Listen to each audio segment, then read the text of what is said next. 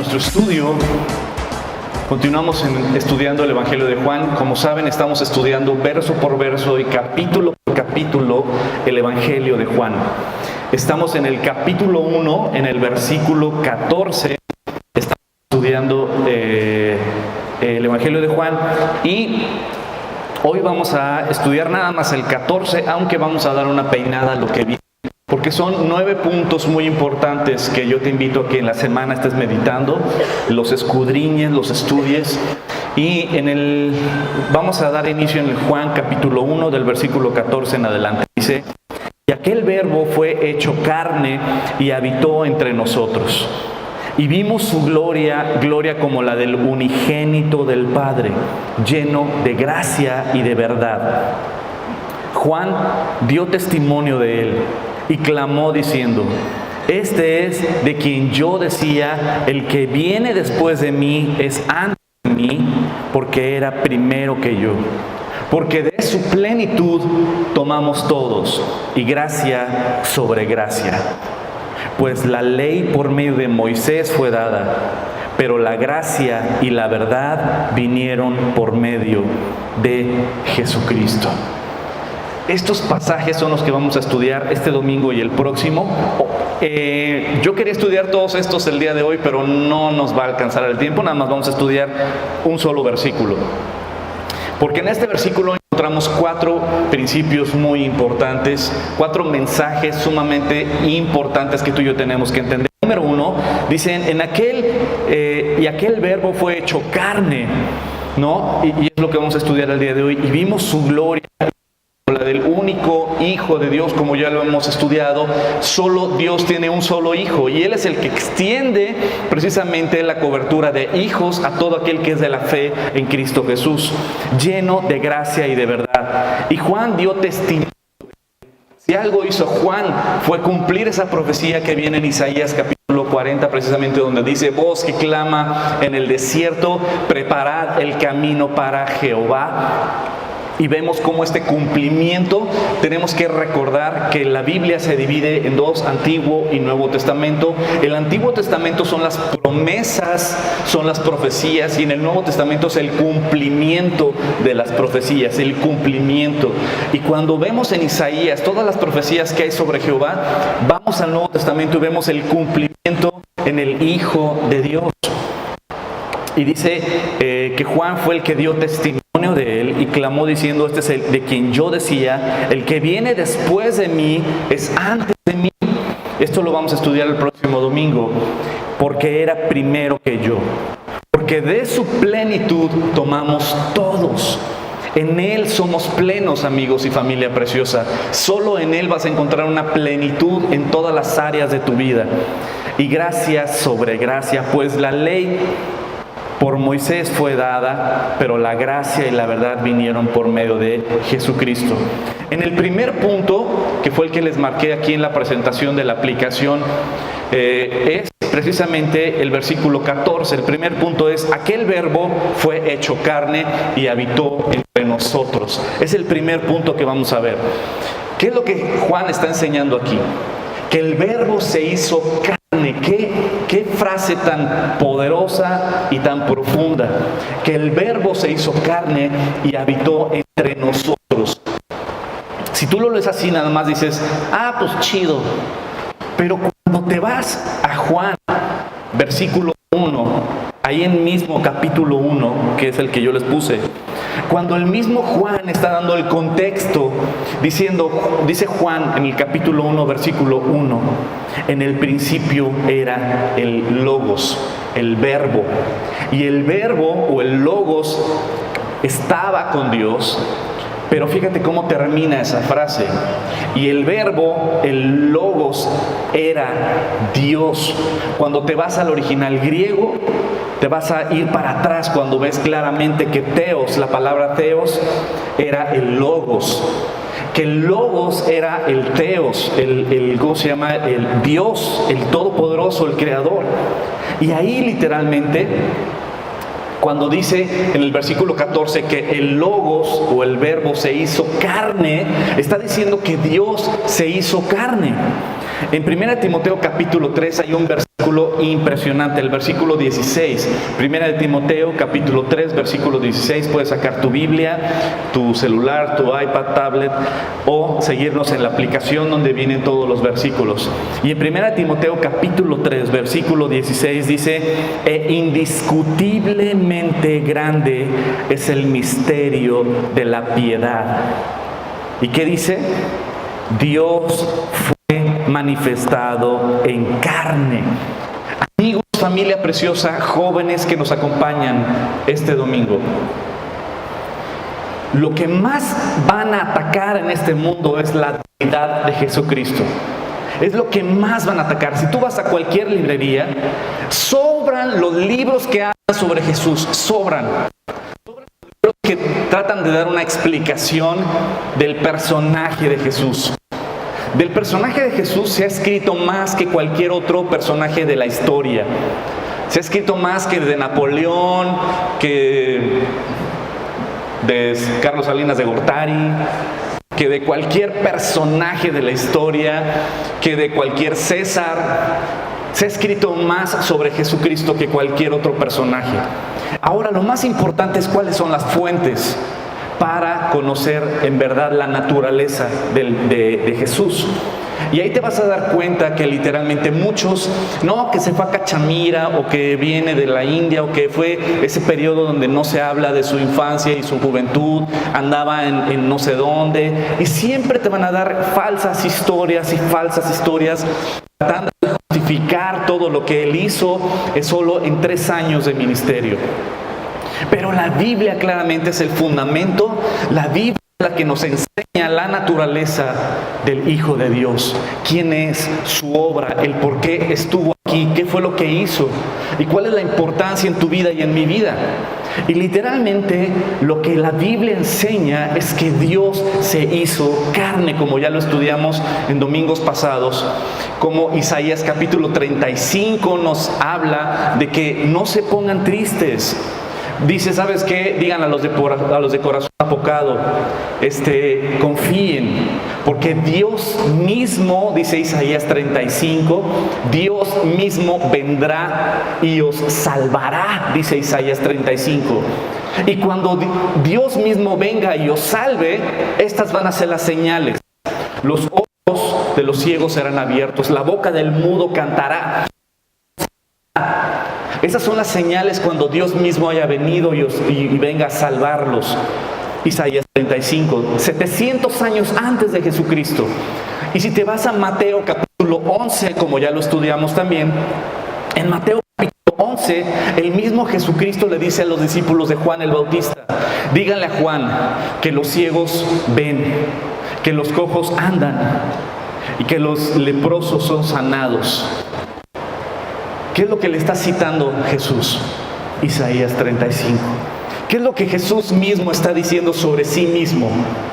Dios mismo ha venido a salvarlos. Vemos que el ángel, cuando le habla a María o a Miriam en su nombre real en hebreo, le dice: y le pondrás por nombre Emmanuel, que significa Dios con nosotros. Vemos claramente cuando en Juan capítulo 9 el ciego de nacimiento es expulsado y después Jesús lo busca porque fue expulsado por andar creyendo en Jesús, y le dice: ¿crees en el Hijo de Dios?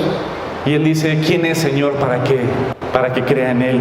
Y Jesús le contesta: el que habla contigo, él es. ¿Y qué es lo que hace este judío ciego de nacimiento, pero ahora era sano?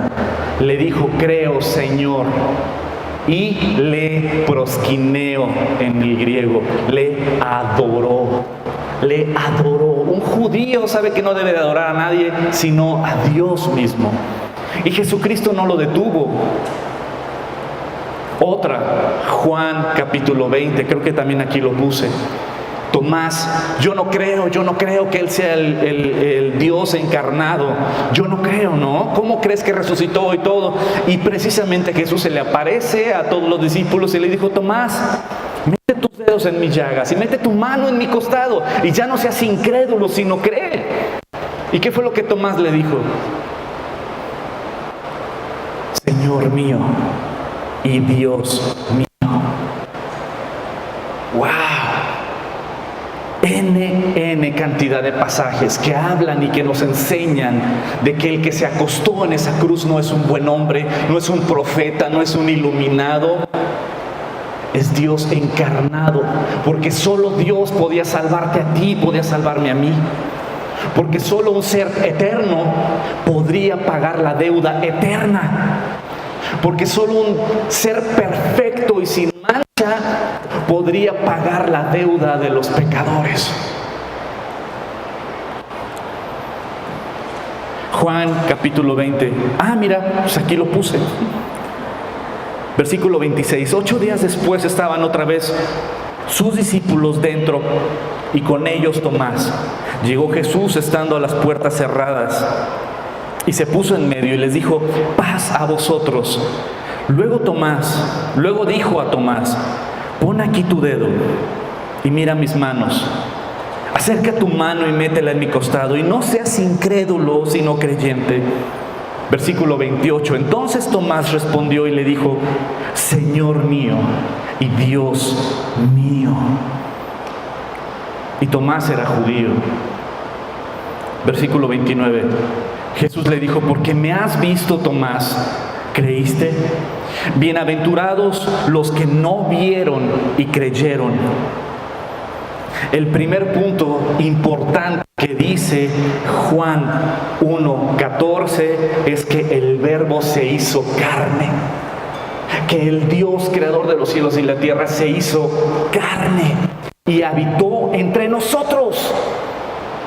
Es el primer punto más importante. O sea, te explota la cabeza cuando dices cómo el creador del universo se humilló al haberse hecho semejante a los hombres. Y cómo el creador del universo, que hizo las galaxias, las constelaciones, los animales, los bosques, los planetas, las células, las moléculas, los protones, cómo el creador de todo el universo, por primera vez en la historia, era palpable, era tocable. El Dios invisible era claramente visible y podías platicar. Y algo que siempre les digo, que a mí me emociona, o sea, tenían enfrente de ellos al creador del universo. Lucas, si hubiera caminado con Jesús, le pudo haber preguntado como médico: ¿cómo se te ocurrió hacer las células? ¿Cómo se te ocurrió hacer las proteínas? ¿No?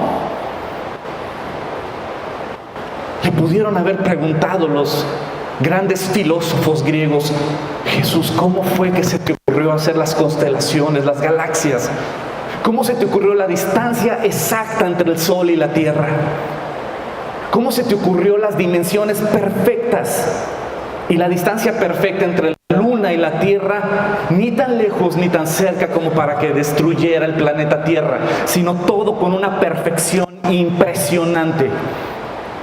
¿Cómo se te ocurrió hacer el ojo, un organismo tan complicado? ¿Cómo se te ocurrió hacer los mares, los bosques, los animales? Una diversidad de animales, también, y de insectos. Que eso es una pregunta que le tengo a Dios. ¿Qué onda con los alacranes, Señor? Pues sí, ¿no? Pero ¿cómo se te ocurrió? Y por primera vez en la historia era palpable. El creador del universo, el todopoderoso, estaba. El Verbo se hizo carne y habitó entre nosotros. Y luego dice aquí en el segundo punto, vamos al segundo punto, Juan 1:14. Y aquel Verbo fue hecho carne y habitó entre nosotros y vimos su gloria, dice Juan, como la del unigénito del Padre. Pero aquí el segundo punto es: vimos su gloria. No nos la contaron, la vimos. Juan capítulo 1, primera de Juan capítulo 1, versículo 1. Lo que era desde el principio, lo que hemos oído, lo que hemos visto con nuestros ojos, lo que hemos contemplado y palparon nuestras manos tocante al Verbo de vida. Porque la vida fue manifestada y la hemos visto y testificamos y os anunciamos la vida eterna, la cual estaba con el Padre y se nos manifestó. Lo que hemos visto y oído, eso os anunciamos, para que también vosotros tengáis comunión con nosotros. Y nuestra comunión verdaderamente es con el Padre y con su Hijo Jesucristo. Estas cosas os escribimos para que vuestro gozo sea cumplido. Cuando tú conoces, crees y vives esto en tu vida, tienes gozo, tienes paz. Porque sabes que el creador del universo, el rey de reyes, el señor de señores, el que tiene tu vida en la palma de su mano, el que tiene tu trabajo, tu futuro y el de tu familia en la palma de su mano, te amó hasta la muerte cuando miras la cruz. Si el creador del universo me amó a ese grado, como dice Romanos capítulo 8, el apóstol Pablo en Romanos capítulo 8 del versículo 31 al 39, es un mensaje impresionante cuando dice: si Dios es con nosotros, ¿quién contra nosotros? En pocas palabras, Dios y tú son mayoría, ¿no? Si el Señor está conmigo, ¿quién contra mí? Si Dios es por nosotros, ¿quién contra nosotros? El que no escatimó, no andaba escatimando por ti. Él no escatima por ti, sino escatimó por nosotros, sino que entregó a su único Hijo. ¿Cómo no nos dará también con Él todas las cosas? Por lo tanto, dice ahí Pablo, que todas las aflicciones, persecuciones, muerte, enfermedades, todo el mal que puedas vivir, somos más que vencedores por medio de aquel que nos amó hasta la muerte. Por lo tanto, estoy seguro que ni la vida, ni los ángeles, ni potestades, ni autoridades, ni lo presente, ni lo porvenir, ni lo alto, ni lo profundo nos hará apartarnos, ni nos alejará del amor que tenemos en Cristo Jesús, Señor nuestro. Nada te puede alejar de Él. Entonces, cuando entiendes esto, en verdad, el Creador del universo te ama hasta la muerte. Ahora sí, platícale tus problemas, platícale tus necesidades, platícale tu saque de onda. Señor, se burlaron de mí y Jesús te puede entender. Jesús, me han rechazado, Jesús te puede entender. Enfermedades, perdiste el trabajo, todo lo que tú le quieras contar, Él te puede entender y Él te ama. Dice Hebreos capítulo 4 que vengamos confiadamente al trono de la gracia, porque no tenemos un sumo sacerdote que no se compadezca de nosotros, sino que Él fue tentado en todo, pero Él sin pecado. Así es que acércate confiadamente, porque si alguien me puede entender es Cristo Jesús, porque Él vivió como hombre, Él se hizo semejante a los hombres, se hizo hombre y habitó entre nosotros. Si alguien nos puede entender es Él, y nuestra comunión es con el Padre a través de su Hijo. Y entonces tienes un gozo al saber a qué grado Dios te ama. Mateo capítulo 17 dice Juan que vimos su gloria como la del unigénito del Padre, ¿cierto? Ok, vamos a Mateo capítulo 17 y vas a ver un pasaje impresionante. 6 días después, Jesús tomó a Pedro, a Jacobo y a Juan, su hermano, y los llevó aparte a un monte alto. Es decir, que de los 12, solo agarró a ellos 3, su círculo íntimo. Y se transfiguró delante de ellos. ¿Qué significa transfigurarse? Es la palabra del griego metamorfosis, metamorfeo, que de ahí viene nuestra palabra metamorfosis, que significa una transformación, un cambio. Y dice se transfiguró, hubo una metamorfosis en Él, delante de ellos. Jesucristo se transfiguró delante de ellos. Jesucristo hizo una metamorfosis de él mismo enfrente de Pedro, Juan y Jacobo. Y vamos a ver cómo fue esa metamorfosis. Y se transfiguró delante de ellos, y resplandeció su rostro como el sol, y sus vestidos se hicieron blancos como la luz. Y he aquí les aparecieron Moisés y Elías hablando con él. Imagínate, Pedro, Juan y Jacobo acompañan a Jesús hasta arriba de un monte. De repente empieza a brillar, a brillar, a brillar Jesucristo. Su rostro empieza a brillar como el sol, sus ropas se convierten en blancas. Y empieza a brillar, y Pedro, Juan y Jacobo así como que, órale, ahora sí que me sacó el penacho, ¿no? Así dije, ¿qué onda? Y ya se ponen así y dicen, ¿qué pasó? Y de repente ven que se aparece Moisés y Elías hablando con Jesucristo. Ahora sí que asústame. Y aquí les aparecieron Moisés y Elías hablando con él. Entonces Pedro dijo a Jesús, Señor, bueno es para nosotros que estemos aquí. Si quieres, hagamos 3 enramadas. Una para ti, otra para Moisés y otra para Elías. Ese es uno de los pasajes más complicados de toda la Biblia, yo creo. ¿Qué tenía Pedro en la cabeza? O sea, pues ya está aquí Moisés, Elías, pues ya que no se vayan, ¿no? Vamos a hacerles una chocita para que se queden con nosotros. Y otra para ti, Señor. Es una buena pregunta para el Peter. Versículo 5. Mientras él aún hablaba, fíjate nada más, una nube de luz los cubrió. Y aquí una voz desde la nube que decía, este es mi Hijo amado, en quien tengo complacencia. A él oíd. Al oír esto, los discípulos se postraron sobre sus rostros y tuvieron gran temor. Entonces Jesús se acercó y los tocó y les dijo, levantaos, no temáis. Y alzando ellos los ojos, a nadie vieron sino a Jesús solo. ¡Wow! Entonces Juan dice, vimos su gloria, gloria como la del unigénito del Padre.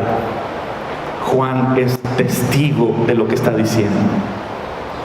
Vio a Jesucristo transfigurarse, vio resucitar de entre los muertos,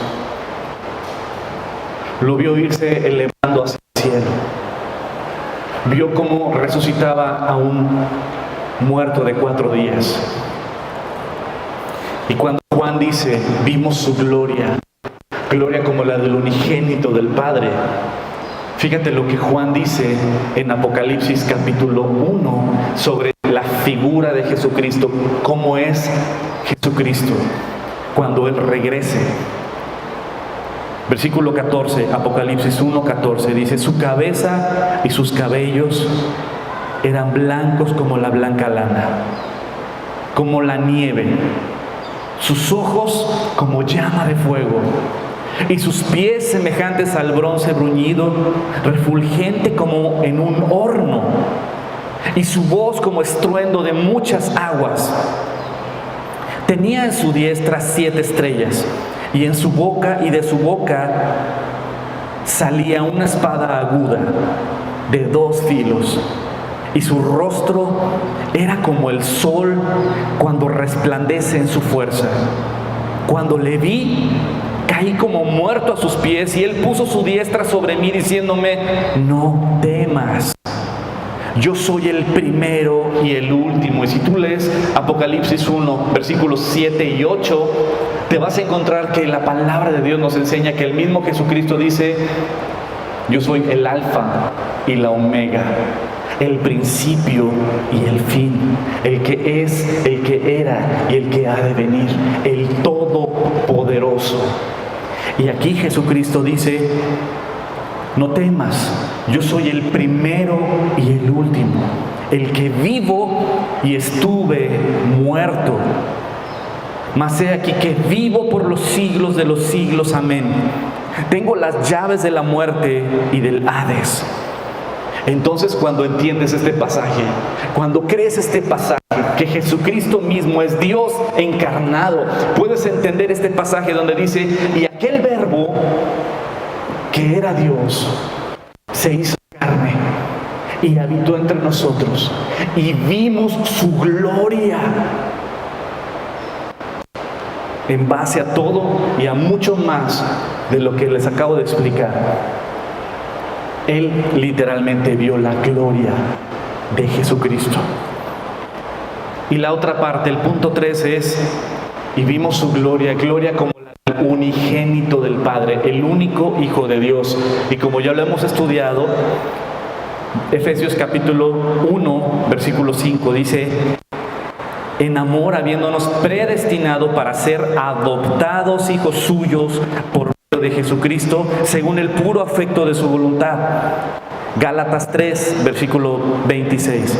Pues todos sois hijos de Dios por la fe en Cristo Jesús. Es decir, como lo estudiamos ya anteriormente, que solo tú y yo podemos ser hijos de Dios, del Padre, a través de la fe en el Hijo de Dios.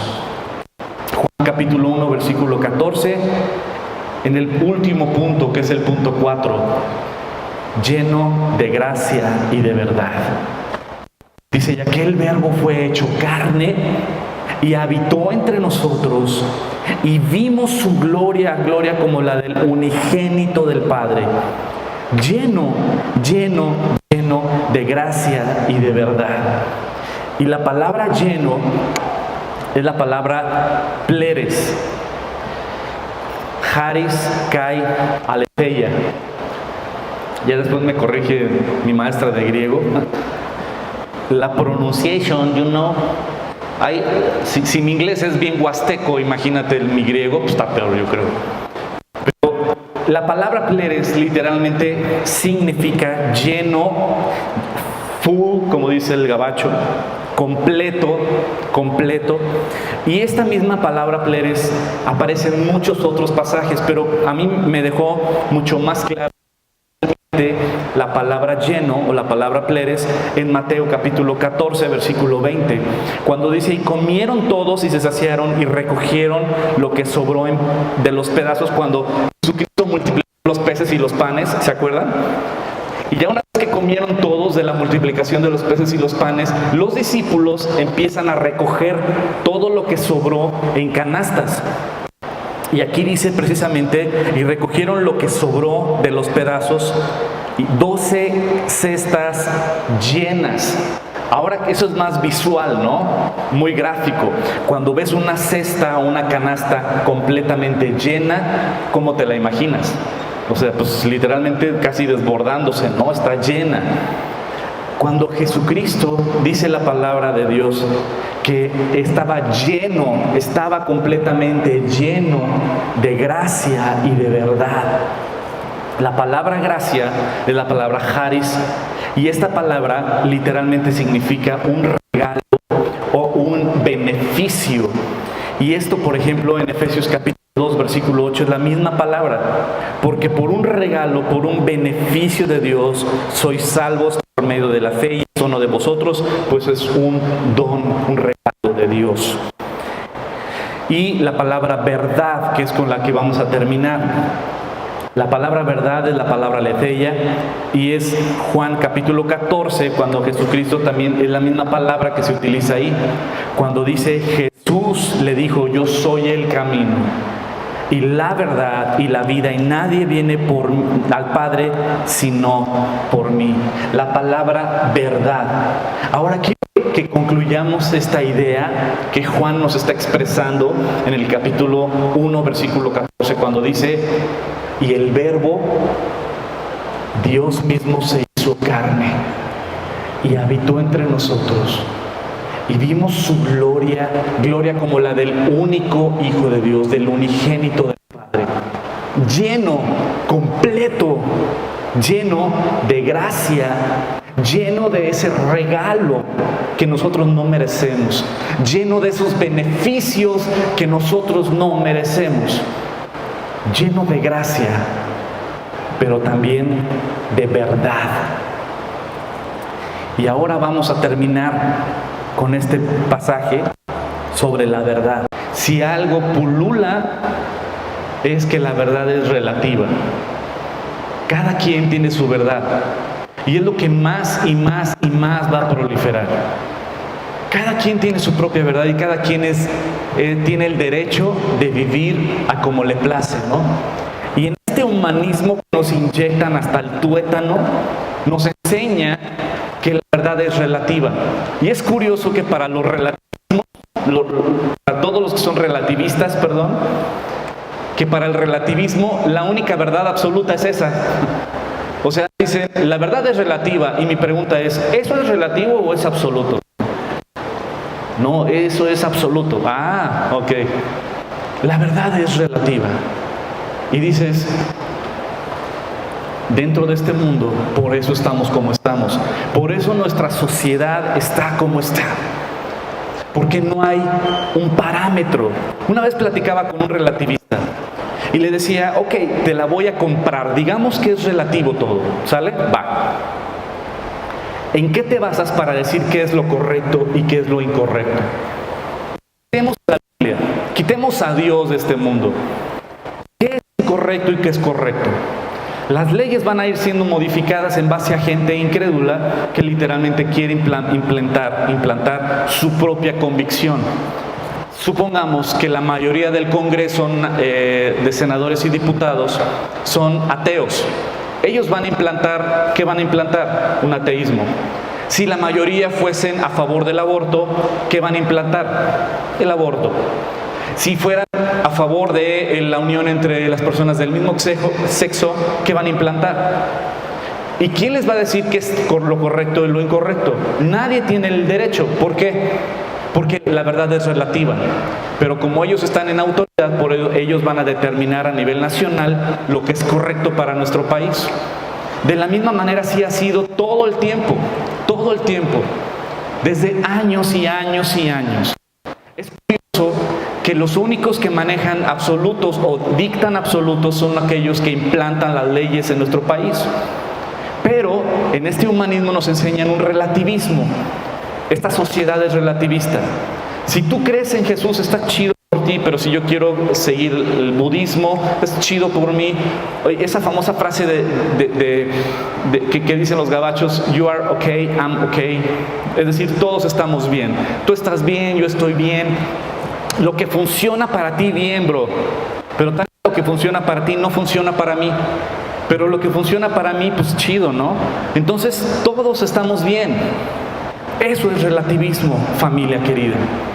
Es decir, que no hay un punto, una base sobre la cual fundamentar lo correcto. Pero es curioso, como yo platicaba con este relativista, le digo, es curioso que tú siendo relativista, eres absoluto en tu casa.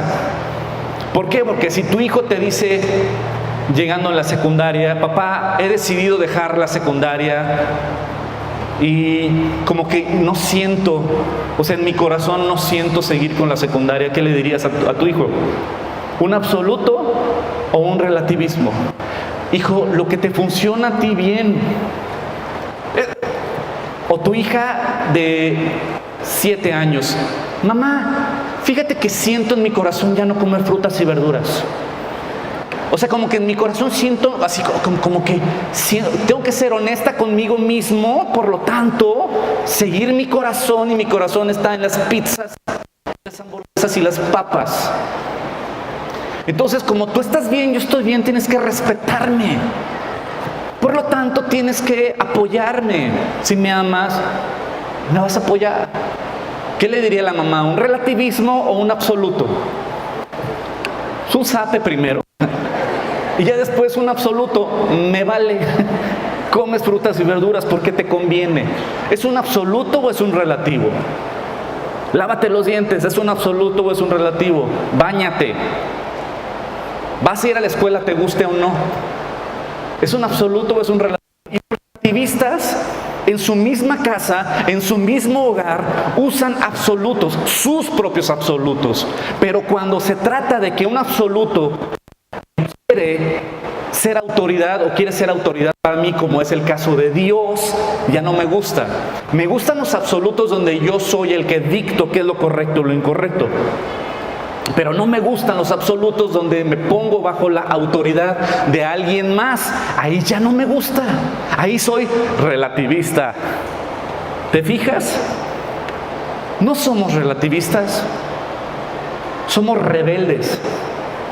Porque no nos gusta que nos digan qué es lo correcto o lo incorrecto. Y cuando viene la Biblia y viene la palabra de Dios, nos pone absolutos, no nos habla de relativismos. Y más cuando viene la Biblia y hay un hombre en toda la historia que se atrevió a decir: yo soy la verdad, yo soy el único camino de salvación, yo soy el único que te puede dar vida eterna, yo soy la resurrección entre los muertos, yo soy el único que da la resurrección de los muertos. Solo hay uno, absoluto. Y es el único que se atrevió a decir estas palabras: el que no está conmigo está contra mí. Absoluto. Pero no nos gusta. No nos gusta. Como sociedad nos incomoda. Por eso cuando viene en las redes sociales o en los medios de comunicación, vamos a hablar del aborto, o vamos a hablar de la unión entre las personas del mismo sexo, o vamos a hablar de, sí, pero no metan a la religión en esto. No es la religión, bro. Vamos a meter a Dios en esto. No. ¿Por qué? Porque Dios maneja absolutos, no relativismo. Y no nos gusta. Pero si quitas a Dios y a la palabra que te queda, caminar en arenas movedizas donde nadie puede decirle nada a nadie. Pero es una hipocresía, porque esos relativistas sí manejan absolutos con sus hijos. Pero hay uno que es absoluto. Hay uno que dicta qué es lo correcto y lo incorrecto. Hay uno que dijo: yo tengo la solución a tu gran necesidad. Hay uno que te amó hasta la muerte. Hay uno. Juan capítulo 8, versículo 31. Dijo entonces Jesús a los judíos que habían creído en él: si vosotros permanecieseis en mi palabra, seréis verdaderamente mis discípulos y conoceréis la verdad, y la verdad os hará libres. Versículo 36. Así que si el Hijo os libertare, seréis verdaderamente libres.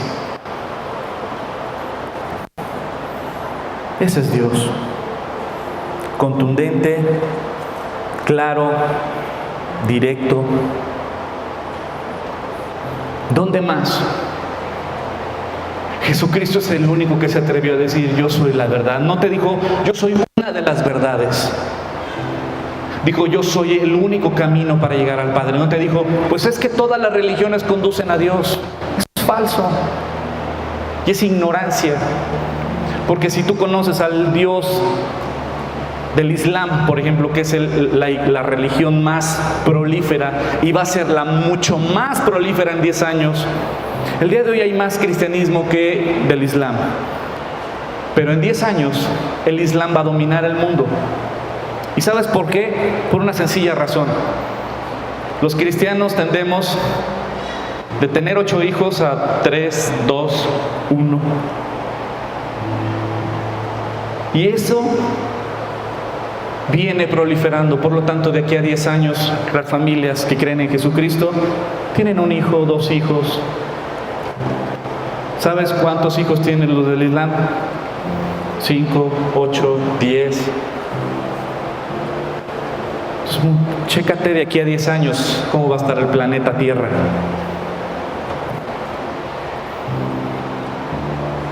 Y si tú estudias, no que estudies, pero investigas un poco sobre el Islam, te vas a dar cuenta que es un Dios sumamente diferente.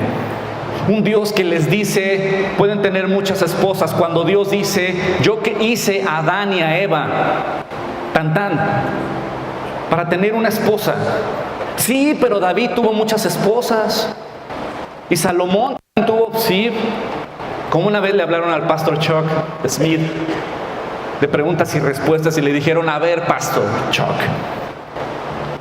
la Biblia dice que David tuvo muchas esposas. ¿Usted qué dice sobre eso? Nosotros podemos tener muchas esposas, y Pastor Chuck dijo algo precioso y muy claro y muy sabio. Dijo, sí, pero las tenía a todas en la misma casa y todas estaban de acuerdo. Y mantenía a todas. Pero si nos vamos al origen, Dios creó a Adán y le dio una esposa, Eva.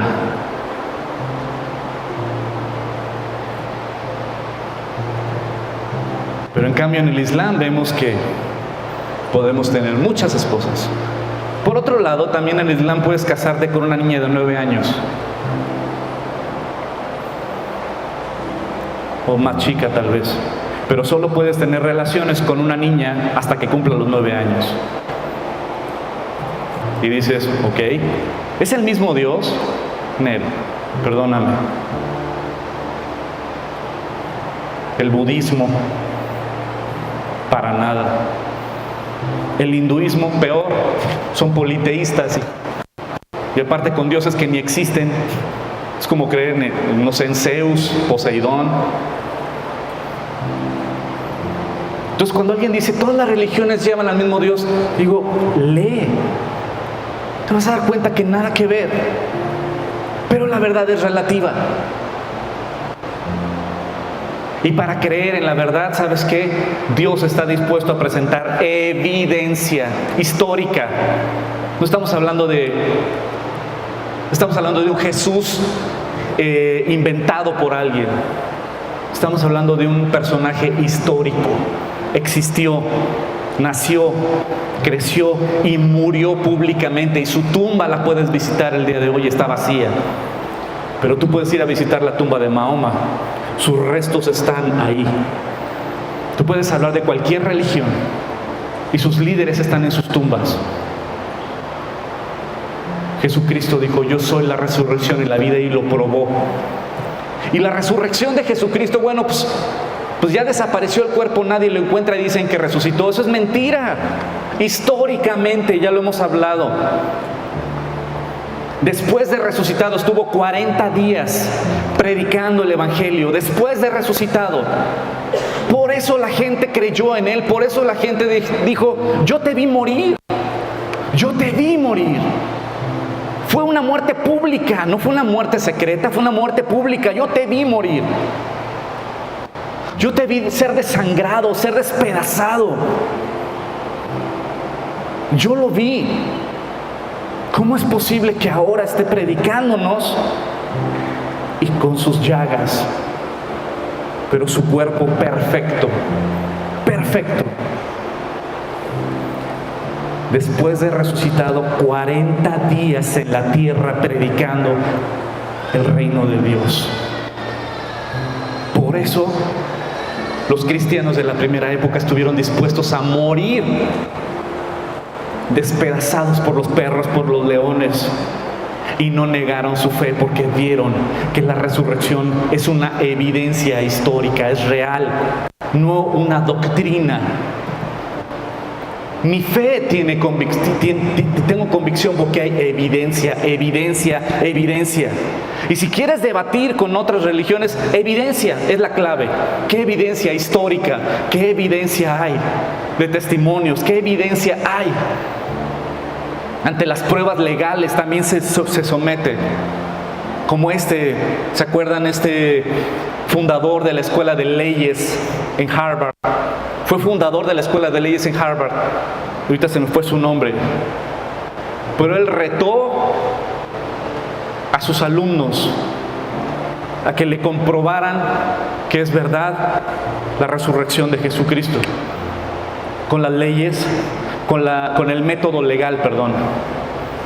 Y adivina qué pasó con este maestro y fundador de la escuela de leyes en Harvard. Se convirtió en Jesucristo al encontrar toda la evidencia legal que hay.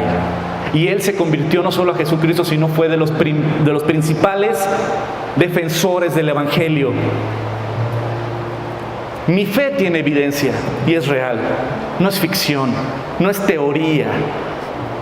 Y Jesucristo, cuando dijo yo soy el camino, la verdad y la vida, presentó evidencia. con poder y autoridad. ¿Por qué la gente no quiere venir a Jesús? Por 3 razones puede ser. Una, por ignorancia. No, son 2 razones creo. Una, por ignorancia, porque no conoce. Por eso pues, la gente no viene a Cristo, porque no ha conocido. La segunda, por rebeldía. No quiero, porque no quiero tener autoridades sobre mí. Yo soy el que quiero decidir qué es lo correcto y lo incorrecto. Yo no quiero rendirle cuentas a nadie. Por soberbia, por rebeldía. Y la tercera, la gente no viene a Jesucristo por el pecado. Porque yo sé que si me acerco a Jesucristo tengo que renunciar a esto que estoy haciendo, y la neta no quiero renunciar a mi pecado. Si tú todavía no le has entregado tu vida a Jesucristo, ¿en cuál de estas 3 estás? Y Jesucristo vino a traer vida eterna. Juan capítulo 3, versículo 17. Dice, porque Dios no envió a su Hijo para condenar al mundo, sino para que el mundo sea salvo por Él. Cuando tú conoces a Jesucristo eres libre. Rompe las cadenas del rencor, del resentimiento. Aprendes lo que es el poder perdonar, soltar el pasado, amar a los que te lastiman, servir a los que te atacan. Con Jesucristo tienes un poder sobrenatural para perdonar, para amar, para que tu vida tenga propósito, para que no sientas un vacío, sino que seas lleno, pleno. Porque en Jesucristo hay plenitud, porque en Jesucristo hay gracia, hay verdad. Y cuando conoces a Jesucristo, la verdad te hace libre.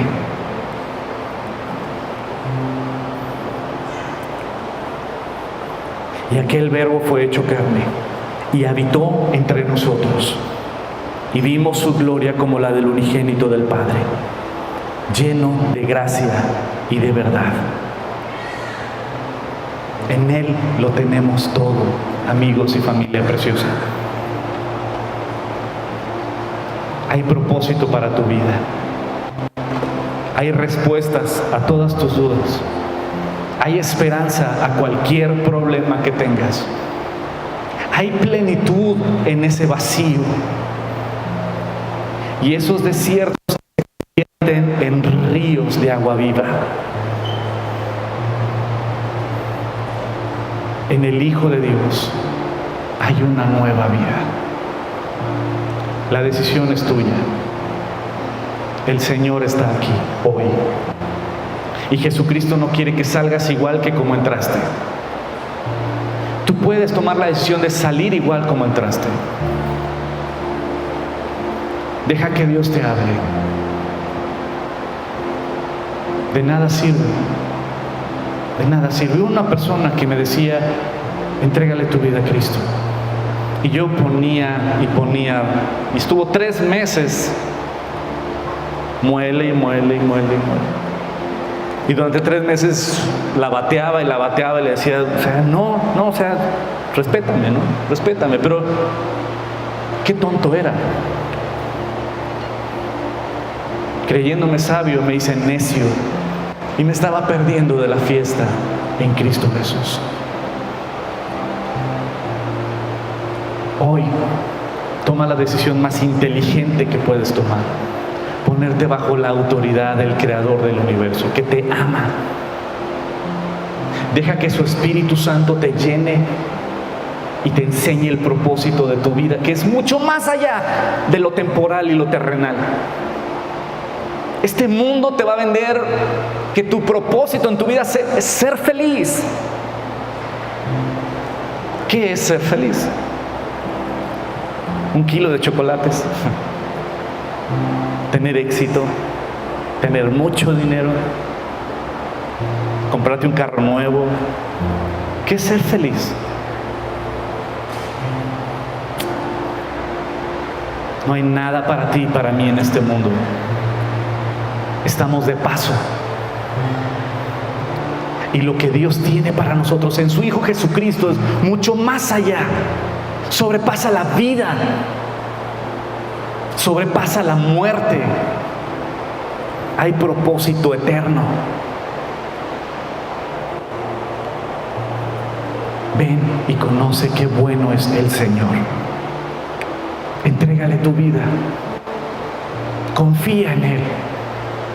Descánsale tu vida. Cierra tus ojos. Cierra tus ojos. Y ahí en tu lugar, no dejes que nada ni nadie te distraiga. Va a haber personas que te van a querer distraer. Va a haber personas que te van a querer detener o burlarse de ti. Pero ninguna de esas personas tiene la solución a tus problemas, ni puede llenar tus vacíos, ni puede darte salud, ni puede salvar a tu familia, ni puede darte vida eterna. No dejes que te distraigan, porque el día de hoy Jesucristo está aquí. Él lo prometió. Y Él cumple lo que promete. Y Él dijo que donde estuvieran dos o más reunidos en mi nombre, ahí estaría. Y Cristo está aquí. Su Espíritu Santo está tocando la puerta de tu corazón. Y está diciendo, eres tú del quien están hablando, eres tú. Ya no luches más. Confía. Descansa. Y la verdad en Jesucristo te va a hacer libre. Ya no luches. Descansa.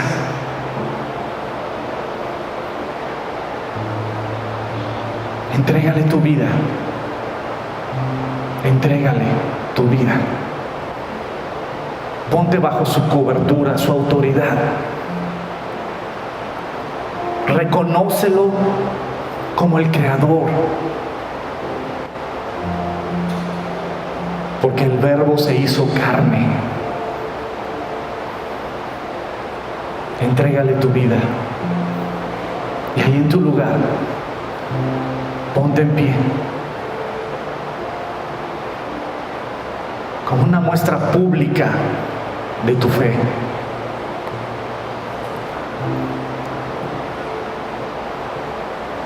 Si no puedes hacer pública tu fe en una iglesia, ¿qué te dice que va a ser pública tu fe en un mundo que está en contra de Cristo Jesús? Pero no te pares por pararte, porque esto es algo entre tú y Dios.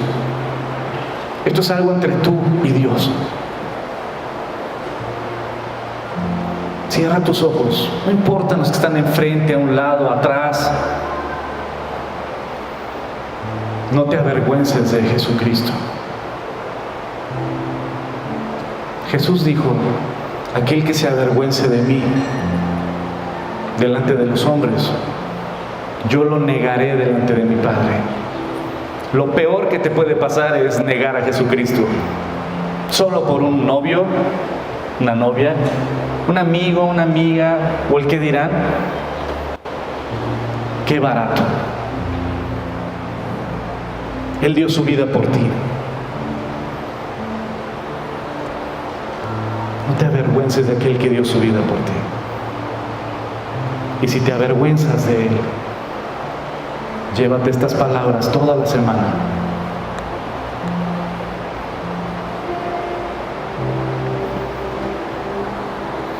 Porque aquel que se avergonzare de mí delante de los hombres, yo lo negaré delante de mi Padre. Pero aquel que me confiesa delante de los hombres, yo lo confesaré delante de mi Padre, dice Jesucristo. Y Jesucristo dijo, o estás conmigo o estás contra mí. Jesucristo dijo: yo soy la verdad, el camino y la vida, y nadie viene al Padre sino por mí. Él es el Creador, Él te ama y Él dio su vida por ti en esa cruz. Nadie te ama como Él. Todos los hombres fallamos, todos. No rechaces a aquel que nunca te va a fallar. Y Él está tocando la puerta de tu corazón y te está diciendo: eres tú, eres tú.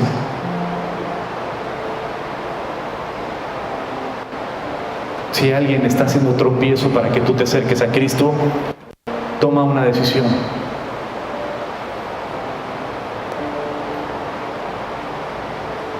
O Cristo o esa persona.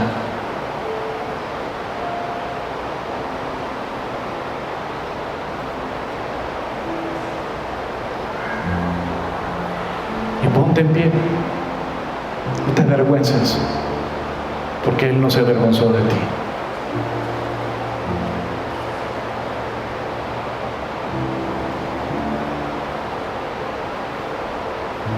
Y ahí en tu lugar, dile con tus palabras, dile con tus palabras: perdóname, Señor. Tú conoces todo de mí. Perdóname. Tú lo sabes todo. Nada se oculta ante tus ojos. Tú conoces mi corazón. Tú sabes que te he fallado.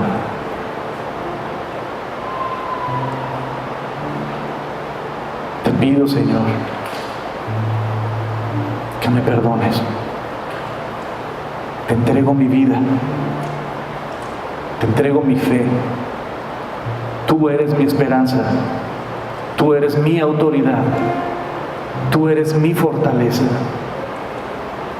Yo creo en ti, Jesús, que eres el Verbo hecho carne, que eres la palabra de Dios hecha hombre, que eres la resurrección de entre los muertos, que tú eres la verdad, que tú eres la vida,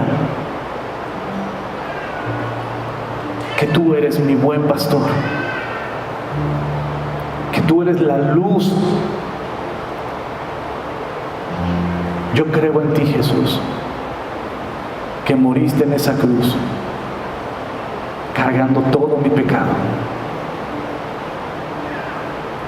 que pagaste mi deuda en esa cruz, pero que resucitaste de entre los muertos y que estás vivo. Yo creo en ti, Jesús. Hoy te entrego mi vida. Hoy renuncio a todo lo que me aleja de ti, Señor, y te prefiero a ti antes que cualquier otra cosa. Hoy decido honrarte y caminar contigo. Hoy sé que soy tu hijo o tu hija. Hoy sé que formo parte de tu familia